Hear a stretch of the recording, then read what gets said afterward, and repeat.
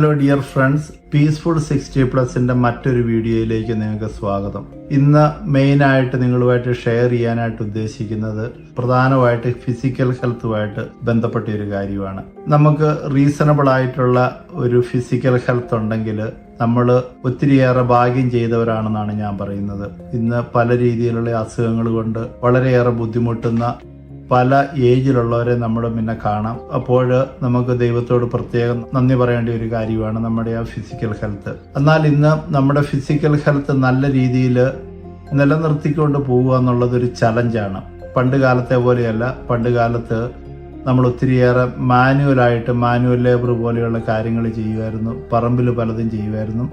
എന്നാൽ ഇന്ന് പ്രത്യേകിച്ച് ഓഫീസിലുള്ള ജോലി, അതുപോലെ കമ്പ്യൂട്ടറിൻ്റെ മുന്നിലുള്ള ജോലി, അതുപോലെ മറ്റു പല ജോലികൾ കൊണ്ട് നമ്മുടെ ശരീരം അനങ്ങാത്ത ഒരവസ്ഥയുണ്ട്.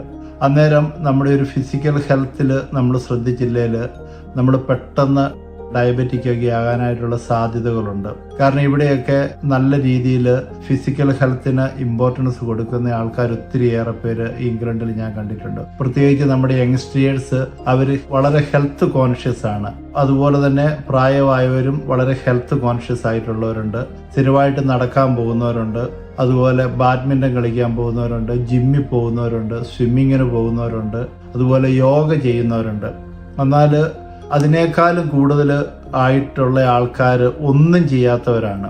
കാരണം അത് വളരെയേറെ നമ്മുടെ ക്വാളിറ്റിയെ ബാധിക്കുന്ന ഒരു കാര്യമാണ്. എനിക്കറിയാവുന്ന പല ആൾക്കാരുമുണ്ട്, അവരിപ്പോഴേ അവർക്ക് മൊബിലിറ്റിയുടെ പ്രശ്നമുണ്ട്, എഴുന്നേക്കാനും നടക്കാനും ഒക്കെ അവർക്ക് വളരെയേറെ ബുദ്ധിമുട്ടാണ്. മറ്റു പല രോഗങ്ങളുമുണ്ട്. എന്നാൽ ഈ ഒരു മേഖലയിൽ നമ്മൾ എന്തെങ്കിലും സ്ഥിരമായിട്ട് കൺസിസ്റ്റൻ്റ് ആയിട്ട് ഒരു കാര്യം ചെയ്യാൻ പറ്റുമെന്നുണ്ടെങ്കിൽ അത് വളരെയേറെ ഇമ്പോർട്ടൻ്റ് ആണ്. സ്ഥിരമായിട്ടുള്ള ഒരു എക്സസൈസ് ഉണ്ടെന്നുണ്ടെങ്കിൽ ഞങ്ങൾ ഇവിടെ ഇംഗ്ലീഷുകാരുടെ ഭാഷയിൽ പറഞ്ഞാൽ ആക്ടിവിറ്റീസ് ഓഫ് ഡെയിലി ലിവിങ്, അതായത് നമ്മൾ രാവിലെ കട്ടിലേന്ന് എഴുന്നേറ്റ് ടോയ്ലറ്റിൽ പോവുക, സ്റ്റെപ്പ് യൂസ് ചെയ്യുക, അതുപോലെ നമ്മൾ എല്ലാ കാര്യങ്ങളും നമുക്ക് തന്നെ ചെയ്യാനായിട്ട് സാധിക്കും. നമുക്ക് മറ്റൊരാളുടെ സഹായമില്ലാതെ നമുക്ക് വളരെയേറെ കാര്യങ്ങൾ ചെയ്യാനായിട്ട് സാധിക്കും. ഞാനിന്ന് ജോലിയുടെ ഭാഗമായിട്ട് ഞാനൊരു അപ്പച്ചനെ കാണാൻ പോയപ്പോൾ അപ്പച്ചന് 80 വയസ്സായി. അപ്പച്ചന് ഒരു അസുഖവും ഇല്ല, ഇപ്പോഴും നല്ല ഫിസിക്കലി വളരെ ആക്റ്റീവാണ്. അപ്പച്ചൻ എന്നോട് പറഞ്ഞു, ഞാൻ ഫുട്ബോൾ പ്ലെയർ ആയിരുന്നെന്ന് പറഞ്ഞു. അപ്പച്ചൻ ഇപ്പോഴും അതുകൊണ്ട് ആ രീതിയിലുള്ള കാര്യങ്ങൾ മെയിൻറ്റെയിൻ ചെയ്യുന്നുണ്ട്. അപ്പച്ചൻ്റെ പൈസയൊക്കെ ബന്ധുക്കൾ അടിച്ചുകൊണ്ട് പോകുന്നത് കൊണ്ടാണ് എനിക്ക് അപ്പച്ചനെ കിട്ടിയത്. അന്നേരം വളരെ ആക്റ്റീവായിട്ടാണ് 80ാമത്തെ വയസ്സിലും ജീവിക്കുന്നത്. എന്നാൽ എൻ്റെ ഫാമിലിയിലൊക്കെ എനിക്കറിയാവുന്ന പലരും ഉണ്ട്, 60 വയസ്സ് കഴിഞ്ഞവർ ഇപ്പോഴും അവർക്ക് നടക്കാനായിട്ട് ബുദ്ധിമുട്ടുള്ളവരുണ്ട്. അന്നേരം നമ്മുടെ ഫിസിക്കൽ ഹെൽത്തും നമ്മുടെ ആക്ടിവിറ്റീസ് ഓഫ് ഡെയിലി ലിവിങ്ങും വളരെ പ്രധാനപ്പെട്ടതാണ്.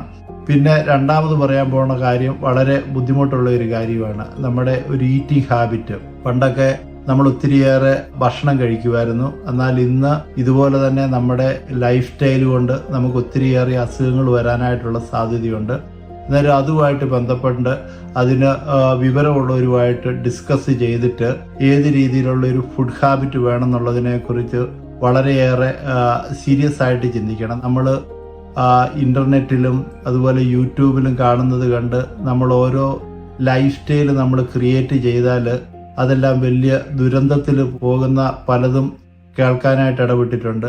പലതരത്തിലുള്ള ജ്യൂസുകൾ കുടിച്ചാൽ മതി, മരുന്ന് കഴിക്കേണ്ട, അതെല്ലാം വളരെയേറെ നമ്മുടെ ജീവിതം കുളവാക്കുന്ന മേഖലകളാണ്. അതുകൊണ്ട് ഡയറ്റുമായിട്ട് ബന്ധപ്പെട്ട കാര്യങ്ങളൊക്കെ അതുമായിട്ട് ബന്ധപ്പെട്ട ഡോക്ടേഴ്സും ഒക്കെ ആയിട്ട് ഡിസ്കസ് ചെയ്തിട്ട് ഏത് രീതിയിലുള്ള ഡയറ്റുകളാണ്, അല്ലെങ്കിൽ പ്രോപ്പറായിട്ടുള്ള ഡയറ്റീഷ്യൻസ് ഉണ്ട്, അവരുമായിട്ട് പ്രോപ്പറായിട്ട് നമ്മൾ കൺസൾട്ടേഷൻ നടത്തിയിട്ട് മാത്രമേ ഒരു തീരുമാനം എടുക്കാനായിട്ട് പാടുള്ളൂ. അതുപോലെ മൂന്നാമത്തെ ഒരു കാര്യമാണ് നമ്മുടെ മൈൻഡ് ആക്റ്റീവ് ആവുക എന്നുള്ളത്. നമ്മുടെ മനസ്സ് ആക്റ്റീവ് ആകുന്നതിന് ഞാൻ സാധാരണ ചെയ്യുന്നത്, ഞാൻ രാവിലെ എഴുന്നേറ്റ് കഴിഞ്ഞാൽ ഞാൻ പള്ളിയിൽ പോയി വിശുദ്ധ കുർബാന എഴുന്നള്ളിച്ച് വെച്ച് പ്രാർത്ഥിക്കാനായിട്ടുള്ള സാഹചര്യം ഇവിടെയുണ്ട്. ദൈവാനുഗ്രഹത്താൽ ഏറെക്കുറെ 1 മണിക്കൂറോളം ഞാൻ അവിടെ പള്ളിയിൽ പോകും. മെയിനായിട്ട് ചെയ്യുന്ന മധ്യസ്ഥ പ്രാർത്ഥനയാണ്. അതുപോലെ തന്നെ ഞാൻ ബുക്കുകൾ വായിക്കും. അന്നേരം ഈ രീതിയിൽ നമ്മുടെ എക്സസൈസും ഹെൽത്ത് ഈറ്റിങ്ങും തന്നെ നമ്മുടെ മനസ്സ് ശാന്തമാകാനും, കാരണം നിങ്ങൾ എന്നെ കേൾക്കുന്ന നല്ലൊരു ശതമാനം ദൈവവിശ്വാസികളായിരിക്കും. കാത്തലിക്സ് ആയിട്ടുള്ളവരുണ്ട്, മറ്റ് ക്രിസ്ത്യൻസ് ഉണ്ട്, മറ്റ് നാനാജാതി മതസ്ഥരുണ്ട്. നമ്മുടെ ഈ ജീവിതം ഇവിടം കൊണ്ട് തീരേണ്ടതല്ല. നമുക്കൊരു നിത്യജീവനുണ്ട്, നമുക്കൊരു ആത്മാവുണ്ട്. അന്നേരം നമുക്കൊരു നല്ലൊരു പ്രാർത്ഥനാ ലൈഫ് നമുക്ക് ഒത്തിരിയേറെ ബലം തരും. അതുപോലെ തന്നെ നല്ല റീഡിങ്.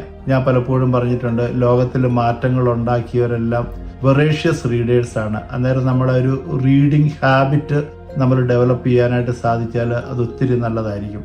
അതുപോലെ പിന്നെ അടുത്തൊരു പ്രധാനപ്പെട്ട ഒരു കാര്യമാണ് നമ്മുടെ ജീവിതത്തിൻ്റെ പർപ്പസ് എന്താണ്. കാരണം നമുക്ക് ലൈഫിൽ രാവിലെ കട്ടിലേ നേക്കുമ്പോൾ നമുക്ക് എന്തെങ്കിലും ഒരു പ്രത്യാശ, നമ്മളിലൂടെ എന്തെങ്കിലും ഒരു നന്മ ചെയ്യാനായിട്ടുള്ള ഒരു ചിന്തയോടുകൂടി നമുക്ക് എഴുന്നേക്കാനായിട്ട് സാധിക്കണം. കാരണം ദൈവം ഓരോ മനുഷ്യനെയും ഓരോ രീതിയിലാണ് സൃഷ്ടിച്ചിരിക്കുന്നത്. എന്നെപ്പോലെ ഒരാൾ ഈ ലോകത്തുണ്ടാകിയല്ല. അതുപോലെ എൻ്റെ ഷേപ്പ്, അതുപോലെ തന്നെ നമ്മുടെ സ്മെല്ല് പോലും വേറൊരാൾക്കുണ്ടാകിയല്ല.